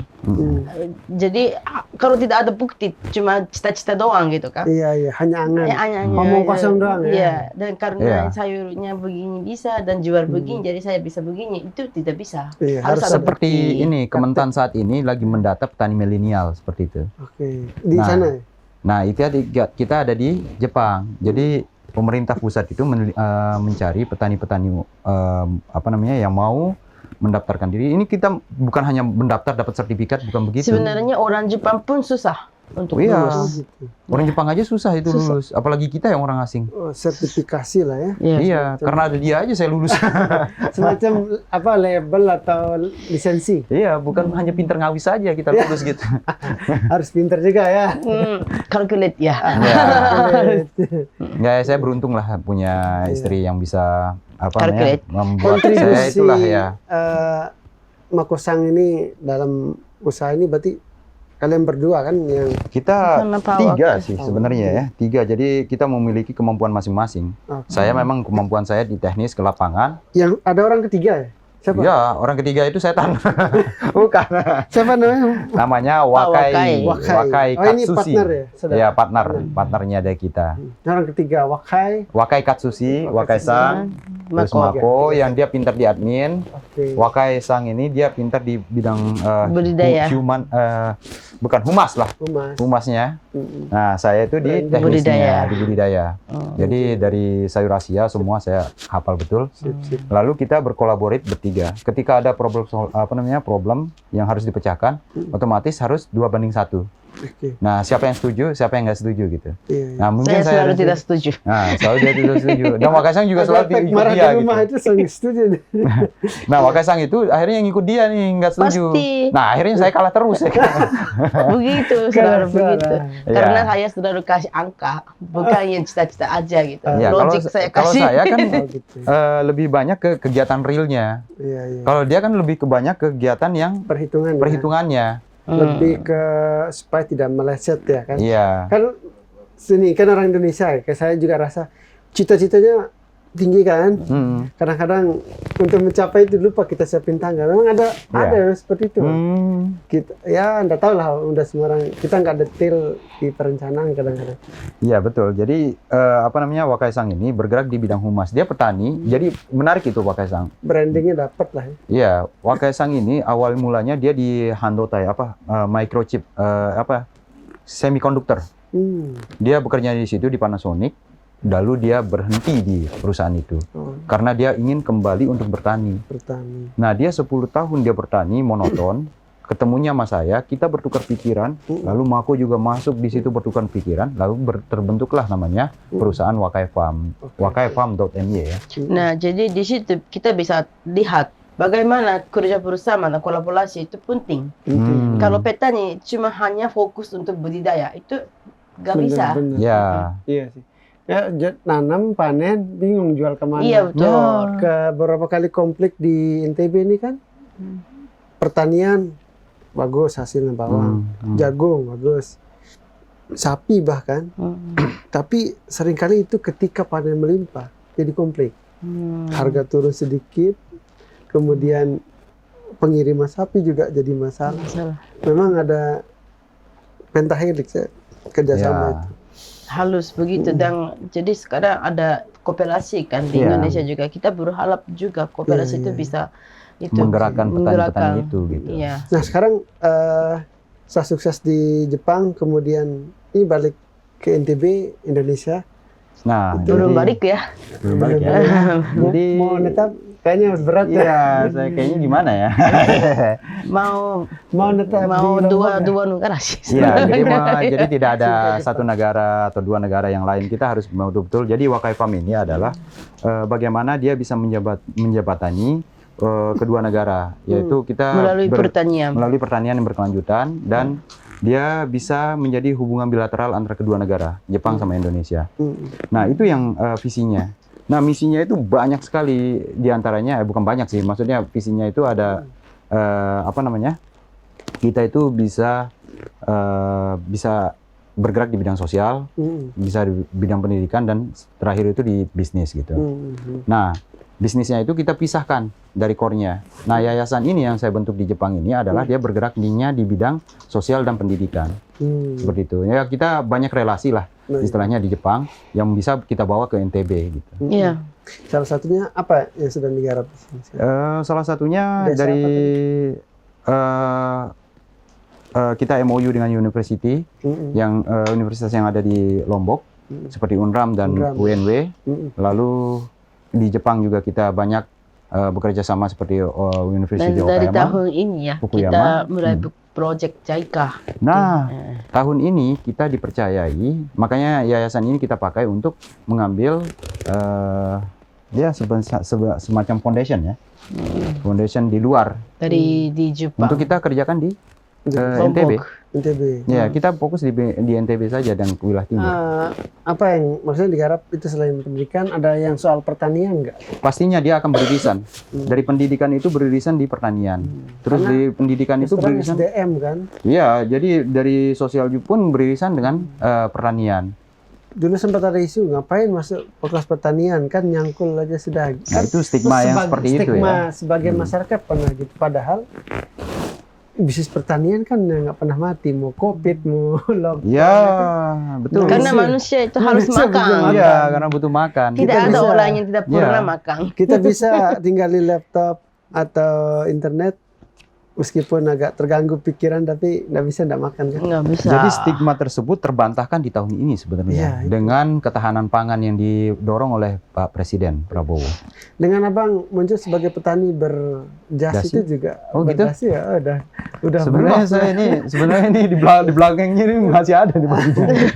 Enggak kan, petani kan paradigmanya selalu kerja kasar gitu Iya. kan. Kalau ini sih saya berjas ini karena sosial aja. Karena menentukan sekarang isu ketahanan pangan global Oke. kan sekarang jadi sebesar next Iya. isunya. Perang India juga sudah mulai Iya, ngirit. Ini juga mulai ngirit kirim Wah, keluar. kalau kita berbicara seperti itu, memang kita juga di Jepang juga sebagai ketahanan pangan di Jepang juga. Saya kan bertani di Jepang Iya. dan saya bertani sayuran dan tanaman ya untuk ketahanan pangan di Jepang. Ketahanan pangan gitu. Di Jepang saya sudah melakukan itu, tinggal di Indonesia nih. Apa Apakah mau? sulitnya di Indonesia sih, Hah? Bang? Kenapa nggak melakukan hal seperti sama di Jepang? Ya kita mau melakukan di dua negara. Masih baru mulai kita Iya, sebenarnya. karena kita baru mulai dari Iya. Jepang dulu. Masih 4 tahun gitu. Karena kan ini Indonesia ini kan mau kemana nih kiblatnya dulu nih larinya? Kita mau pertaniannya, mau ke area Eropa, mau ke arah Amerika yang berskala luas atau Australia, atau kita mau ke arah Jepang, Maksudnya kayak gimana itu? Bang? ataupun mau ke arah Israel juga Kalau bisa. ke arah Jepang, ke Eropa, ke Amerika itu kayak gimana? Apa bedanya? Ya mungkin dari segi pola pikir juga berbeda, terus dari mulai paradigmanya pendekatannya paradigma juga berbeda. Sama varietas. Iya, Manajemen pertanian juga berbeda sekali. berbeda itu. pastinya. Iya, beda. Ya makanya kita mau pendekatannya ke arah mana? Karena ini dia wilayahnya Asia, kemungkinan besar bisa pendekatannya melalui Jepang. ya Jepang. Ya bisa saja melalui Vietnam atau enggak bisa saja bisa Thailand gitu pendekatannya. Kan Thailand canggih juga kalau menurut saya. Thailand, Vietnam luar biasa. Taiwan juga canggih juga. Luar biasa. Apalagi Cina kita bicara ya. Oh, jangan bicara itu, negara besar, Ah. teknologi sekarang dia kuasai. Nah sekarang mau kiblatnya mau kemana dulu nih kita bicara. Kalau saya sih berharap memang saya kan ada di Jepang gitu. Emang ada pengaruh nggak itu kiblat itu? Pastinya kan pola pikirnya berbeda soalnya. Manajemennya, Iya. termasuk itu berpengaruh ke semua mata rantai ya. Karena dia lebih jatuhnya ke regulasi nanti jatuhnya. Oh, regulasi ya. Iya. Ini sebetulnya mau kemana arahnya? Kalau kita tidak bisa menentukan arah pertanian ini yang berkelanjutan ini mau ke arah mana, itu mau teknologi seincasnya sebesar apapun, ini tidak akan bisa ini berjalan. Salah satu beberapa kasus di NTB yang teknologi pertanian, kayak tetes di Sembalun, apa itu? Oh, irigasi Ya, tetes. Ya. Itu beberapa teknologi yang dikasih berita yang saya baca itu selalu gagal, isu yang tidak bagus malahan. Ya karena memang tidak tepat guna sekali lagi. Iya. Karena kita itu kesini itu dalam 1 tahun proyek JICA ini, yang saat ini ada di Segala Anyar, kita melihat itu potensi itu. Nah ini kepala desanya juga aktif sekali. Di segalanya. Dan ini kita mengedepankan sistem triple helix. Jadi di mana saya dan university, lalu pemerintah desa, itu kita bekerja sama bersama. Nah, terbukti dari kita dapat foundation dari JICA apa namanya? Jepang International Corporation Agency. Itu kita dapat uang dari situ, kita melihat ya kan apa sih yang bisa dikolaborasi nih. Nah, sistem kolaborasi ini menarik menurut saya. Nah, itu kita kembangkan di Segala Anyar. Nah, Segala Anyar ini kepala desanya itu aktif sekali. Saya sangat senang sekali. Visi misinya luar biasa. Nah, itu yang membuat saya semakin bersemangat. Kita semakin bersemangat. Dari universitas juga semakin bersemangat. Oke, coba kita gerakan ini, kolaborasi ini. Nah, sayuran juga di sana? Tidak, kita kembangkan itu karena isunya saat ini adalah penggunaan residu kimia yang terlalu tinggi. Nah, sedangkan di di Segala Anyar itu banyak kandang sapi dan tidak dimanfaatkan limbahnya. Kalaupun dimanfaatkan limbahnya, seperti yang kayak tadi, cuman hanya pertama kita tepuk tangan apresiasi, habis itu kedua tidak berkelanjutan. Nah, kita kan ingin yang berkelanjutan. Maka dari itu, 1 tahun pertama, itu kita melakukan semua kita identifikasi. Oh, ternyata butuhnya ini, dan ini gitu. Nah, itu yang nanti akan kita menjadi pelaporan ke depannya untuk kita akan lakukan kerjasama yang lebih berkelanjutan. Tapi melihat sistem kerja birokrasi di pemerintah di Indonesia itu, optimis nggak ini rencana itu bisa jalan? Ya, kalau harus optimis. Ya, kalau orang teknisnya di bawahnya itu bisa diajak berkolaborasi dengan visi misi, ya mungkin saya optimis. Visi misinya bagus. Bagaimana kita praktis dan dikawal sampai tuntas. Betul. Itu. Di sini kan saya termasuk yang kan kita jurnalis sering nulis. Ya. Kita dengar potensi kopi bagus, potensi sayur bagus, potensi ini bagus. Betul. Tapi jarang sekali saya dengar sukses seperti ini. Iya kan? Di Jepang pun sebenarnya jarang sih memang. Makanya bulan ini tanggal 21. Kolaborasi sama Pemprov juga enggak itu? Apa itu? Pemprov di Jepang? Di sini. Oh, di sini? Kita itu cuma 3. Ya, bukan Pemprov. Mungkin kedepannya mungkin akan bisa di scale up lebih besar lagi, tapi saya tidak tahu bagaimana mekanismenya. Tapi yang jelas kita lagi mencoba untuk pendekatan saja. Jadi, apa yang kita kerjakan Yayasan Wakai Farm ini yang ada di sini, itu murni kita menggerakkan triple helix ini. Lalu, limbah itu dipergunakan, kita komposkan, pakai menggunakan tenaga pengajar yang dari UNRAM untuk cara penggunaan kompos yang cepat saji. Lalu yang kedua adalah bagaimana kompos itu kalau kita membentuk powder saja, itu kalau dilempar mata risep itu, mata kelilipan. Nah, itu dirubah menjadi pelet kita. Nah, itu satu-satunya yang ada di NTB itu. Keren itu. Ada nggak pupuk yang berbentuk pelet nggak? Tidak ada. Itu yang kita incas itu. Keren. Nah, apa yang saya lakukan sama ini dari kandang langsung tempel buang gitu ya kan. Nah, itu saya rubah menjadi pelet. Ini kalau pelet bisa dikirim. Iya, dia bentuknya granul nantinya itu. Nah, itu yang saya pergunakan yang ada di Jepang. Itu saya incas teknologi sedikit aja itu untuk merubah tenaga itu aja. Nah, itu saya hibahkan mesinnya. Nah, saya hibahkan mesinnya lalu dipergunakan oleh Desa Segala Anyar. Kita berkunjung ke sana. Boleh, silakan. Atau enggak panggil aja kepala desanya di sini. Besok sama Bang. Oh, kalau besok saya harus pulang ke Jepang. Sayang sekali, saya sudah 1 minggu ke depan ini melihat potensi di sini yang untuk nantinya akan balik lagi kemungkinan ya. Harus balik lagi lah. Ini diskusi pembuka. Diskusi pembuka. Nanti ketemu lagi kita di lokasi. Oke.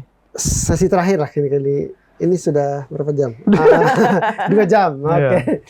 Sesi terakhir lah. Ini ke Makusang dulu. Pengalaman melihat potensi Indonesia itu bagaimana? Itu banyak sekali. Pertama-tama banyak generasi muda. Karena di Jepang sekarang memang generasi muda itu menurun. Bawa aja nih Mbak, 1, 2, 3. 1, 2, 3. Krunya ini mau dibawa semuanya. Saya memang yakin krisis orang di situ. Saya yakin sekali 2045 yang Indonesia emas. Di situ pasti Indonesia naik ekonominya daripada Jepang. Kita usia berapa itu? Saya nggak tahu. Kita sudah usia keemasan atau udah Ya, Iya, Kak, iya. ini kan ada, kalau istri itu yakin kalau seandainya didukung dengan poin-poin tertentu. Tapi salah satu, kenapa yakin? Karena di Jepang pun ketemu sama banyak orang Indonesia yang muda. Di kota kita pun ada 1.000 lebih orang Indonesia yang muda. Muda-muda. Muda-muda. Di kota Mataram ada orang Jepang yang muda-muda atau tidak? Nggak ada kan? Di kota Mataram, kota sih, Indonesia. bener juga sih. Iya, jadi umur 20. Sini muda-muda apa pengangguran pergi keluar. Nganggur. Tapi itu bagus pengalaman kalau mereka masih muda, umur 20, 21, pengalaman keluar negeri Iya, dan sih. kerja. Lama-lama mereka umur 40, pengalaman yang mereka alami waktu 20 tahun. Bisa boxing. Bagus. Berarti Tapi di Jepang belum. Mama Kosang sangat optimis lihat Indonesia. Oh. Iya, optimis. Dari, Keren. kalau compare Iya, ke iya. Jepang ya. Iya. Kita berharap lah ya, mungkin semangat dari Kalau saya sebaliknya mungkin saya berpikir ya. Mungkin kalau saya melihat generasi emas yang dicanangkan ini akan berhasil ketika poin-poin itu terpenuhi. dengan Jadi memang betul kita mengirim anak-anak muda, kita melihat generasi kita di luar negeri gitu. Kalau dia tidak wadahnya itu bagus, maka generasi emas itu bisa menjadi bencana menurut saya. Tapi kalau poin-poin itu terpenuhi, itu bisa terwujudkan. Ya salah satunya mungkin dengan bisa menerapkan teknologi yang di luar, bisa diincas di Jepang, di Indonesia gitu. harus direncanakan. Ya, makanya regulasi-regulasi itu penting sekali. Jangan sampai bertentangan dengan apa yang kita pelajari di luar tidak bisa Ya, diincas di sini. contohnya ini ya, kalau banyak TKI, banyak uang dari Jepang. Iya. Mereka dapat uang dan beli rumah. Iya. Tapi tidak ada yang ekonomi. Pendidikan Yang juga kan. Ya, itu salah satunya. Industrinya tidak Makanya itu yang kita dorong ini Yayasan Wakai Pam ini untuk atur di sosial dan pendidikan. Paradigma gitu. Ya, salah satunya itu Mindset paradigma mindsetnya itu kita harus bisa berubah menjadi lebih Padahal bagus Islam lagi. udah ngajarkan semua loh, Mbak. Oh ya, itu Kalau juga jadi kalau logik. saya belajar di situ, kita udah jajarin semua dari sisi ekonomi. 9 dari 10 pintu rezeki adalah berusaha. Tapi saya pun tidak jadi pengusaha. Oh gitu. Oh, berarti itu kita udah membuka satu. Sudah 9. Saya juga. Masih ada 9 ini. 9 dari 10. Salah satunya jurnalis mungkin ya. Pintu rezeki adalah berbisnis. Oh. Gitu di Islam itu. Jadi kalau kembali ke Rasulullah kan sudah mengajar berusaha. Tidak pernah ayat yang pertama turun itu bukan salat, tetapi bacalah, Oh Ikra. iya, iya kan? pertama. Belajarlah. Tapi nggak tahu implementasi. Siap Pak Ustadz. Siap. Jadi Ustadz, abang lah Ustadz terang bengkel kan gitu.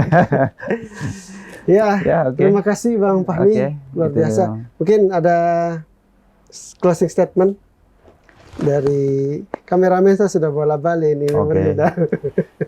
Oke, jadi closing statement saya berharap bahwa NTB mendunia ini bisa terjadi apabila kita yang orang-orang yang di luar ini bisa di support baik dan bisa diterima baik. Kita di luar melihat NTB ini adalah rumah terakhir bagi kami untuk kita bisa kembali pulang. Dan berharap bahwa NTB ini khususnya di di beberapa daerah ke timur ini bisa berkembang seperti apa yang di daerah-daerah lain, pemerataan itu sendiri. Nah, kita yang memiliki skill, memiliki kemampuan untuk bisa bekerja itu berharap bisa lebih banyak lagi lah kita berkontribusi terhadap negara kita ini untuk supaya bisa menjadi satu kesatuan yang bagus. Dan saya berharap juga di Jepang pun sendiri bisa menjadi salah satu tempat diaspora mengembangkan ide dan wawasan yang menarik. Itu saja mungkin dari saya. Amin. Semoga kesannya lancar. Amin. Mak Wesang, Ya. Apa? closing statement. Iya, harapan, doa. Semoga langgeng sama saya. Ya, jadi di sekarang memang di Jepang ada isu yang besar. Itu tenaga manusia itu memang berkurang. Dan petani orang Jepang juga atau petani yang masalah pertanian di Jepang juga sangat masalahnya serius. Salah satunya memang tidak penuh tenaga kerjanya. Begitu. Ya, jadi ya kalau dari orang Jepang kita harus mau nggak mau harus bekerja bersama dengan orang asing. Iya, iya. Jadi kita sebagai orang Jepang dan Indonesia bagaimana kita bisa kolaborasi dan selesaikan masalah yang dunia pertanian. Ya. Jepang punya teknologi, Indonesia punya manusia. Manusia. Manpower ya, manpower. Manpower. Nah, bagaimana kita saling membantu Ya, mengisi supaya satu sama lebih lain. baik masa depannya. Ya. Layaknya Bang Fahmi dan Mako-san bekerja sama dalam rumah tangga untuk kemajuan Jepang dan Indonesia kan? Oh, saya pikir mau bangun rumah susun. Keren lah. Terima kasih Bang Fahmi, Oke. Mako-san sudah Terima jauh-jauh kasih juga. Terima kasih dan banyak. berkesempatan podcast di sini. Ya, Dan ini menurut saya luar biasa. Pertama saya berterima kasih Terima sekali. Udah 2 jam loh kita ngobrol. Iya, iya. apa gara-gara mati lampu tadi? Mati lampu. Ya, itu artinya kita punya misi yang sama. Semoga kita bisa ketemu lagi Oke. nextnya kan. Oke. Terima kasih dan kita jumpa lagi. Matai Masho Tribuners. Ya.